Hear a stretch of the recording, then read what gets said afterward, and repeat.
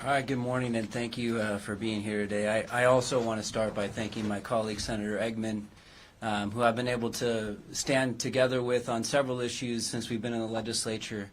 But this has been a big one for us that we both recognize, and this is a very bipartisan effort, that policy needs to change here. And there's been a lot of great things said by the previous speakers, but I think you can really summarize it in, there is no silver bullet to solving this issue. It is a multi-pronged approach. We do need to remove stigma from mental health. We need more mental health professionals that can help serve people, throughout our state.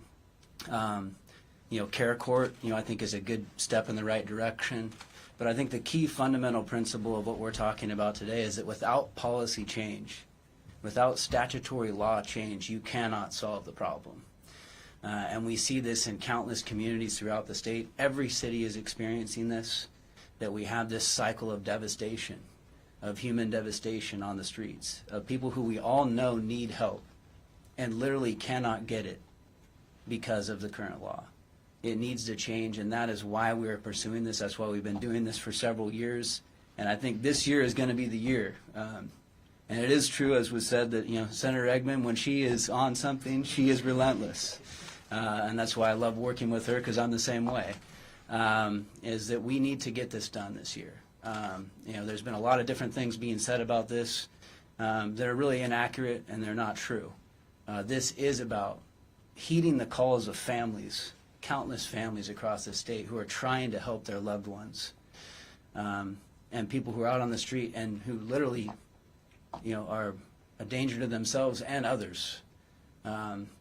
And if we can solve this problem, if we can actually stop getting these people in a cycle of going to jail where the sheriffs will tell you they don't have the capability and the right resources to help people, or going to a hospital where they will tell you that them taking up a bed for 72 hours and not having the resources to help those people, only to release them back out and start the cycle all over again. That has to stop, and the way it stops is by making this fundamental policy change.